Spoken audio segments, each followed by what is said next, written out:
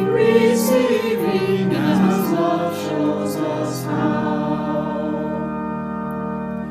Wake now, my reason, reach out to the new. Join with each pilgrim who quests for the true. Honor the beauty and wisdom of time. Suffer thy limit and praise the sublime.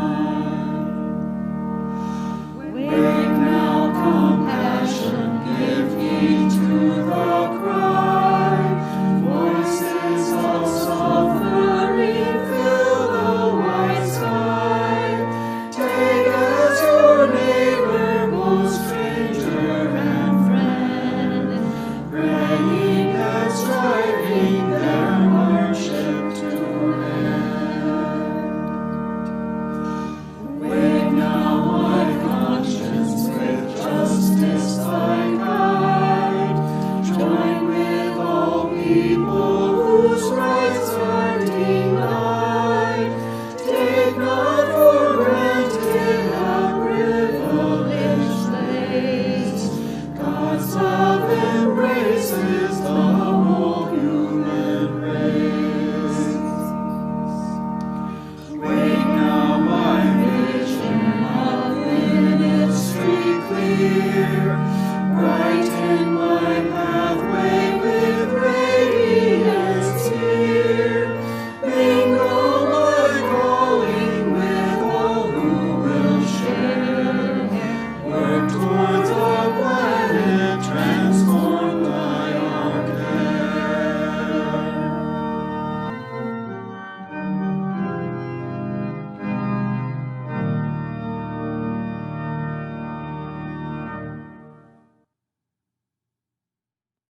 Good morning and welcome to the online worship of the Unitarian Universalist Fellowship of Montgomery for May 24, 2020. My name is Lynn Hopkins and it is my honor to serve this congregation as its minister. All are welcome here, no matter who you are, where you're from, what you believe, whom you love, what you have done, or why you find yourself here this morning. We're glad that you are able to join us. Let us now light our chalice for the worship with words read by Felicia Wilburn.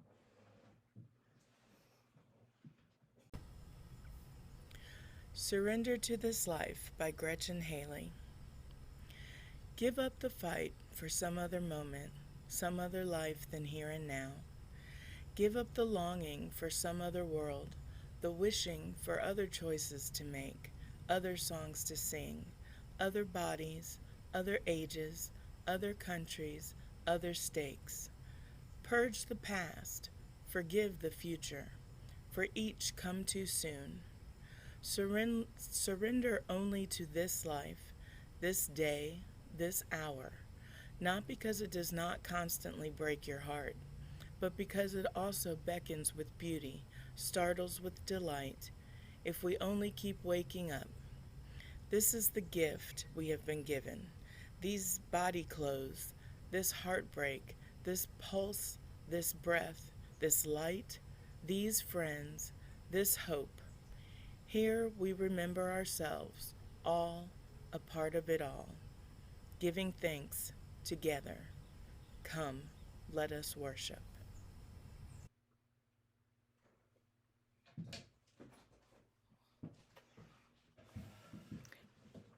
I invite all of those who would like to join me in speaking our congregational covenant. We, the members and friends of the Unitarian Universalist Fellowship of Montgomery, promise to serve our community with open minds, willing hearts, and helping hands, as we respect one another, honoring that our perceptions may differ, value our differences, working to better understand them in conflict, give joyfully of ourselves, being in harmony with our capabilities, and embrace our connections with each other, nature, the global community, and the great mystery of life. Now we will hear from our religious education coordinator, Roger Burdett, with the latest installment from our ongoing story in Time for All Ages. Welcome to Loser, the middle of the night edition by Jerry Spinelli. We are reading this story with permission from Mr. Spinelli himself, but also HarperCollins Children's Books.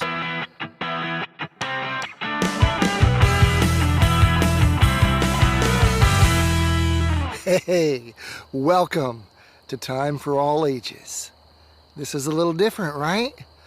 I am recording this in the middle of the night, literally.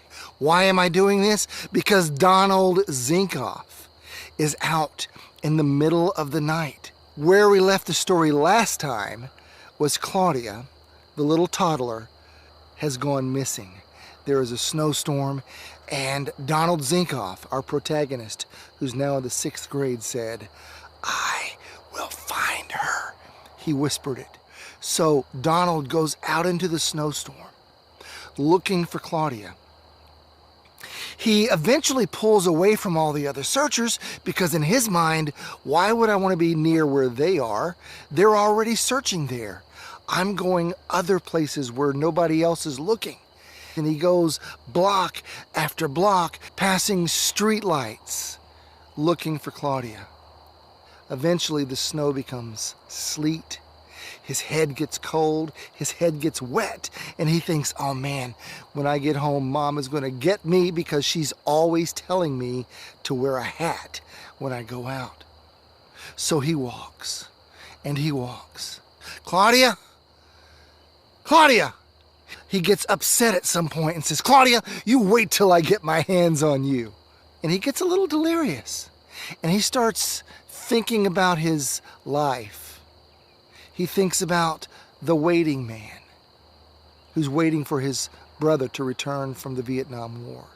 He thinks about Mr. Yalowitz, his 4th grade teacher, who said, "And the Z shall be first." He thinks about the old woman with whom he had a very nice conversation and peanut butter and jelly sandwiches one day. And he wishes that, man, I'm so cold. I wish I could have some hot chocolate with her right now. And in this state of delirium, he begins to think into the future. And he starts imagining, what if we never find Claudia? What if people say, yeah, man, this little girl went missing. She just went missing. And we never saw her again. What if Claudia's mom in 30 years is like the waiting man, and she's on her front porch waiting for Claudia to come back? And he marches, and he walks, and he calls out, Claudia! Claudia!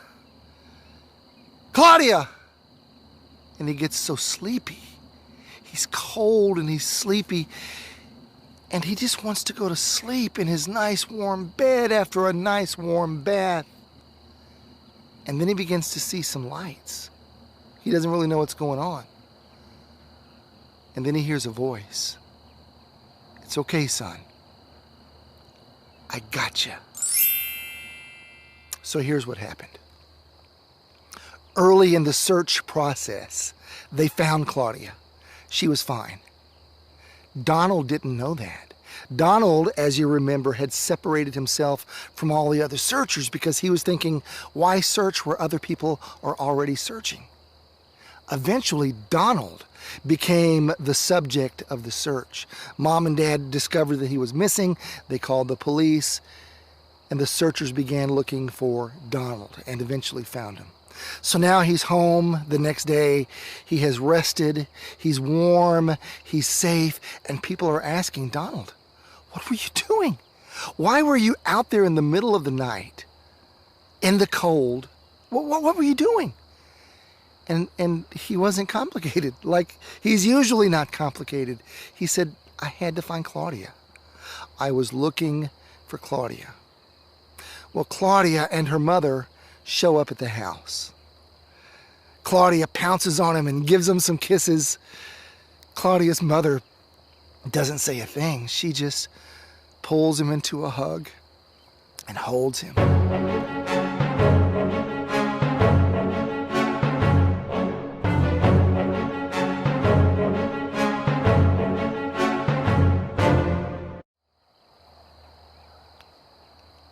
Have we got a surprise for you?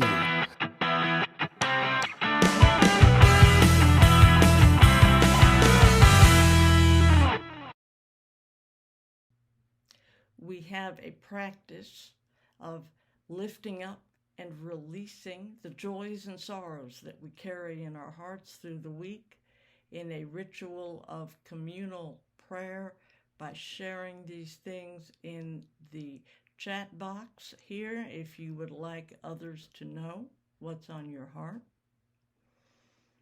I encourage you to use this space to open yourself to others so that we may know you and you may know us.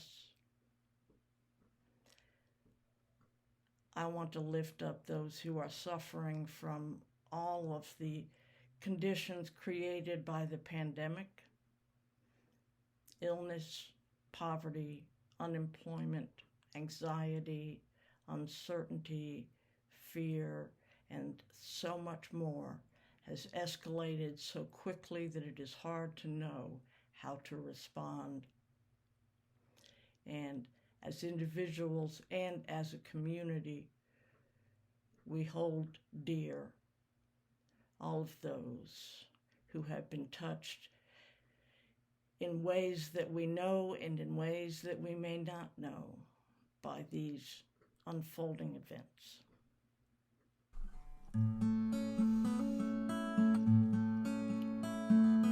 Spirit of life, come unto me. Sing in my heart all the stirrings of compassion. Blow in the wind, rise in the sea. Move in the hand, giving life the shape of justice.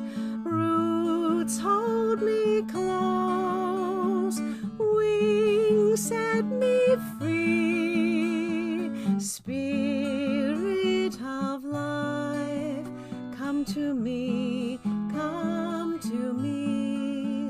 Softly.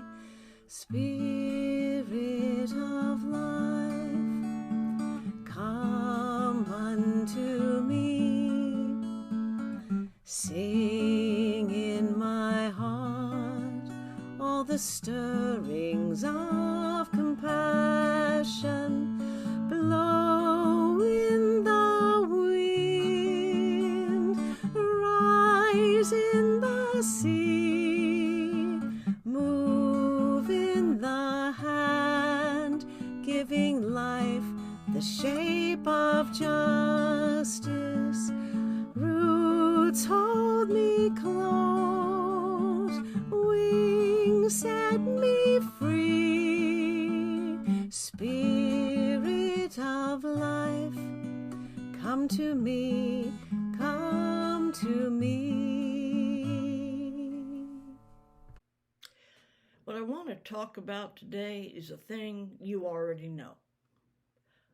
But our human minds have a way of causing us to forget most of the time, especially under stress. And that is, the present moment is all we've got, right here, right now. That's all there is. Of course, you can think about the past, remember, reflect, regret, resent. You can do all those things about the past, but you can't do anything in the past. And we can plan all we like, anticipate,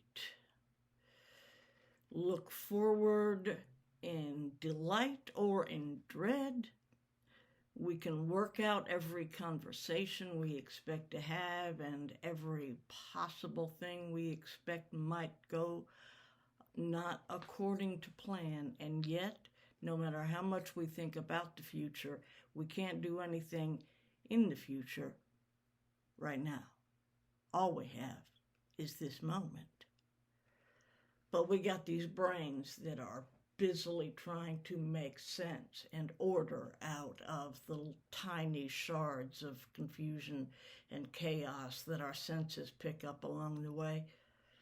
And when those shards don't line up with something that we know and are comfortable with, we try to construct something new. And that's where we are. And a lot of us are in a lot of distress. And it can be hard to put our finger on it. One of the things that we know works, clinically works, is used in cognitive behavioral therapy, is mindfulness meditation. Now, of course, mindfulness meditation derives from Buddhism. It has evolved in a number of different directions and takes a number of different forms, some of which would be utterly unrecognizable from the Buddhist roots.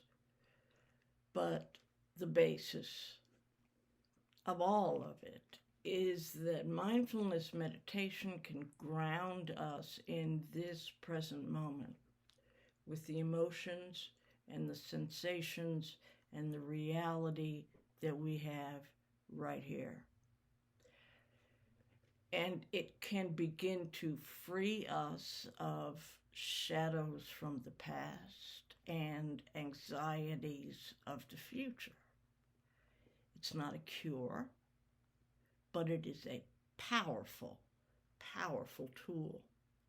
And there's a reason that it appears in one form or another in virtually every major religious tradition. Some sort of centering prayer or ritual exists throughout the spectrum of known religious faiths because it works. I can tell you that it is helpful in dealing with emotions that cause people to feel almost out of control with rage or anger, fear or anxiety, sadness or grief. It can even help with racing thoughts and lack of attention. Most of us, when we talk about mindfulness meditation, envision Buddhist monks sitting on pillows. It's a practice that seems esoteric and utterly out of reach to us in our daily lives. But the truth is, those who do sit on those pillows every day didn't start out superhuman.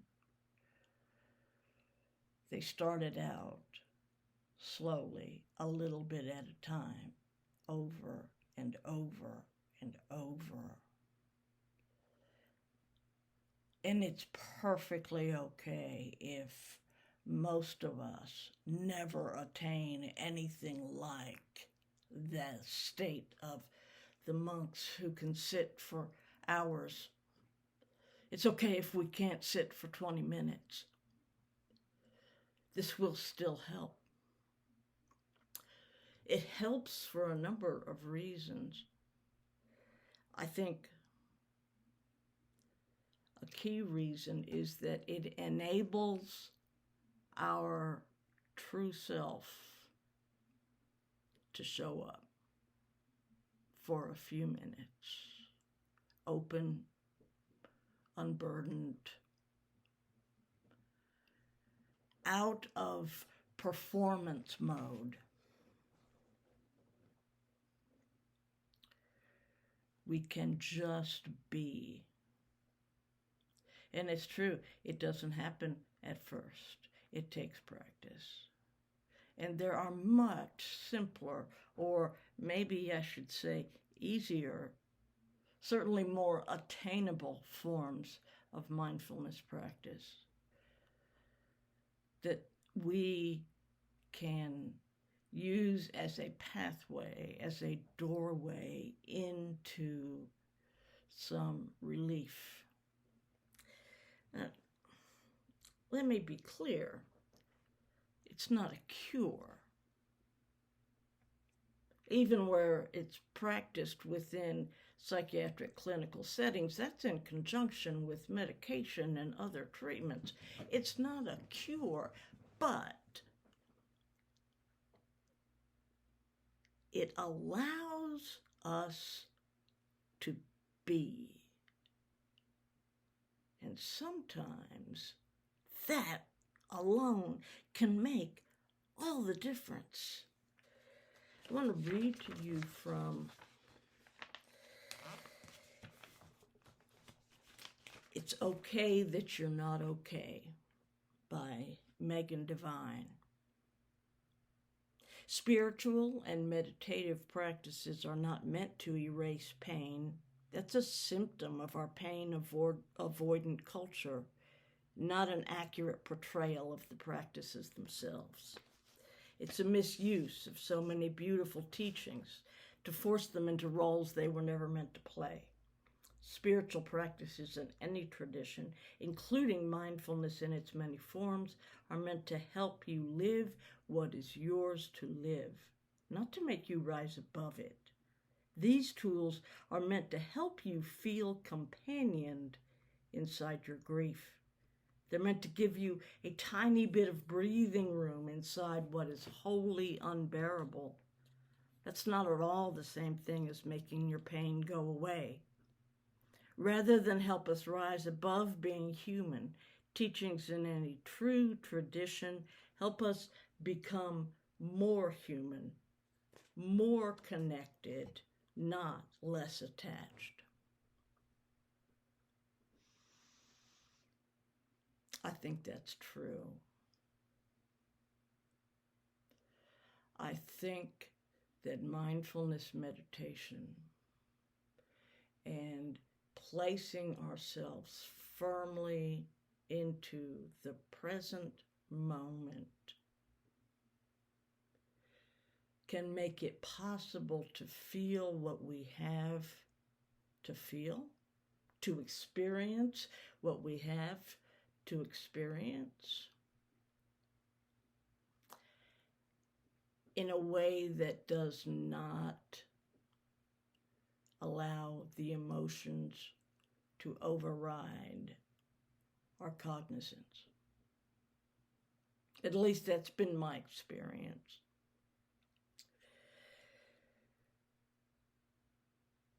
But if you're in the midst of emotional or mental turmoil and you try to sit still, God knows the only thing that can happen is that the emotions override everything.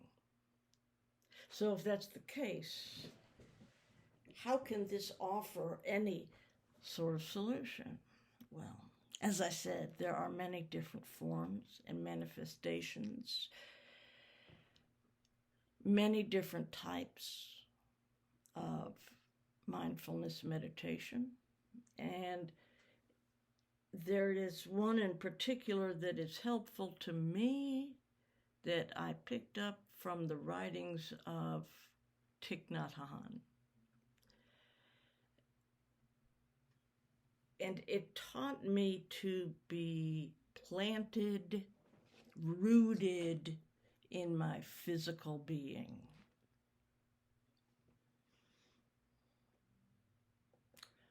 I want to take you through a very short exercise. Now, the words may not work for you. That's okay. You can change them.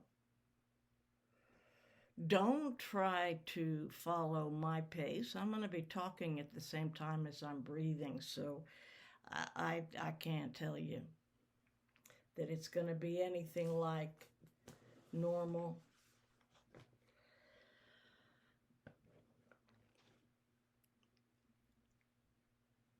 But it begins with simply becoming aware of one's breath, the breathing in and the breathing out. Sit comfortably.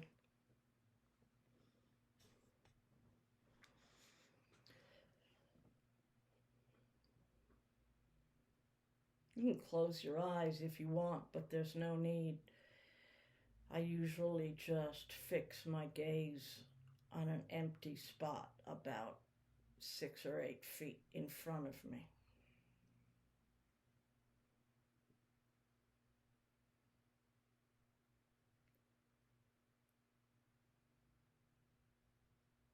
Breathing in, I am aware of my hands. Breathing out, I smile to my hands. Breathing in, I am aware of my elbows. Breathing out, I smile to my elbows. Breathing in, I am aware of my toes. Breathing out, I smile to my toes. Breathing in, I am aware of my neck. Breathing out, I smile to my neck. Breathing in, I am aware of my knees. Breathing out, I smile to my knees.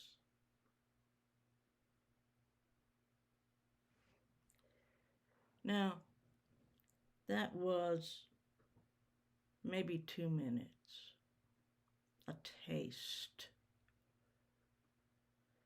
an example.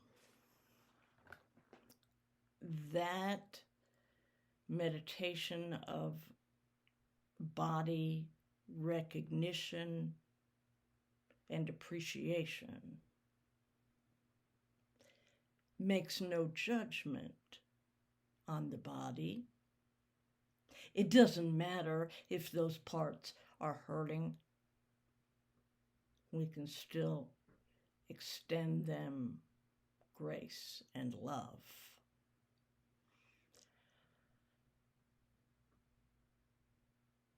It doesn't matter if we don't like parts of ourselves. We can still offer them a smile. You can do that in an orderly sequence if you like, or completely random parts of your physical body. Typically, I practice for between 5 to 10 minutes. And it's a way to become present in the space that I'm occupying.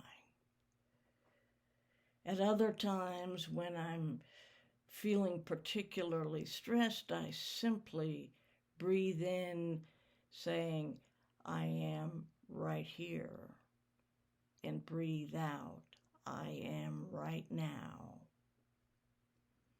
As I walk into an office building where I'm expecting to have to deal with a crisis, I cannot count the number of times I have practiced that very short meditation.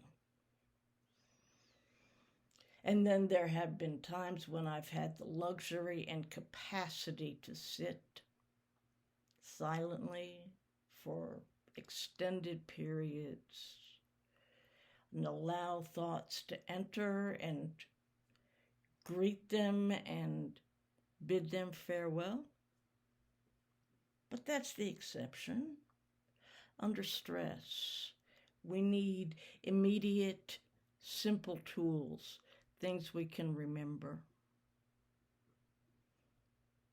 Last week I talked about nature and trees. We know how to go outside. We know how to look up. I have a ginkgo right outside this window.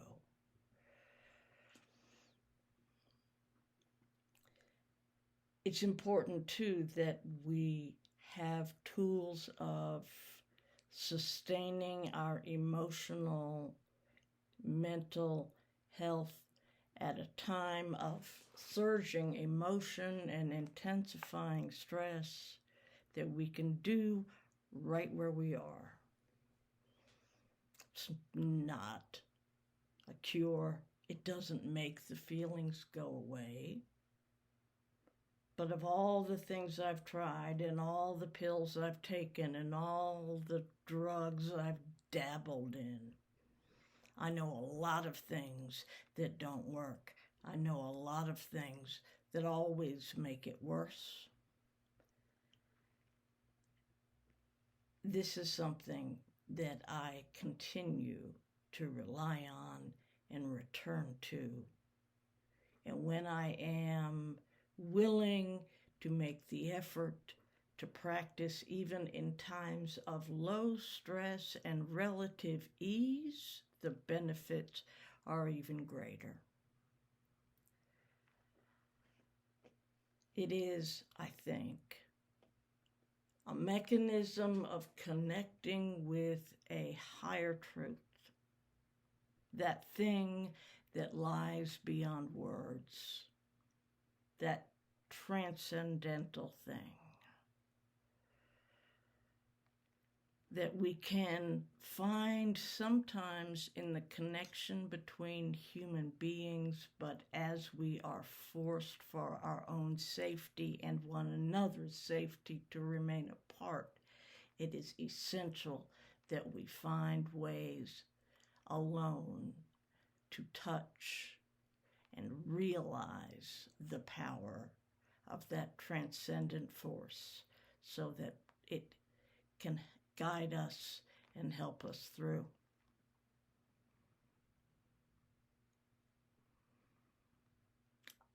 I'd like to know what's helpful to you. What experience do you have with various techniques, and is there something that is particularly beneficial in your own life? I hope you will come over to second hour in Zoom at 11 o'clock.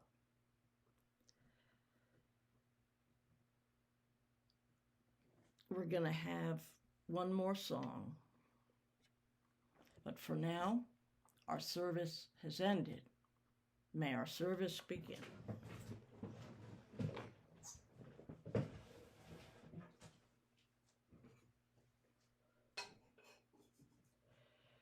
We are going,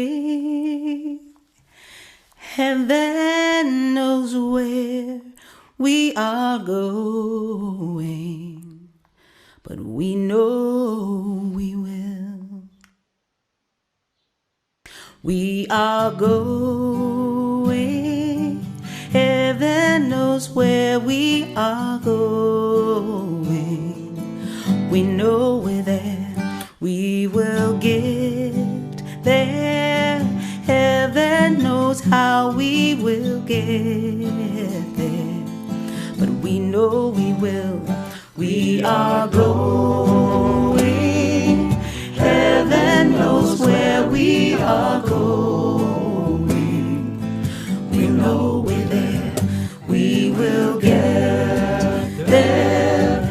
Heaven knows how we will get there. We know we will. It will be hard, we know, and the road will be muddy and rough, but we'll get there. Heaven knows how we will get there. We know we will. It will be hard, we know, and the road will be muddy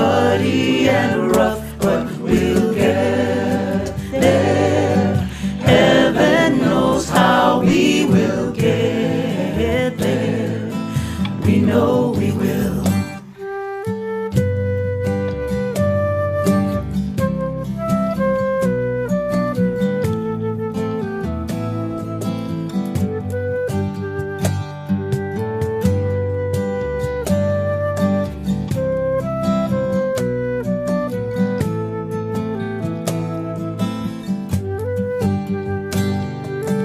It will be hard, we know, and the road will be muddy and rough, but we'll get there.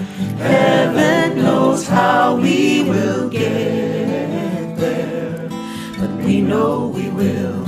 We are Going, heaven knows where we are going.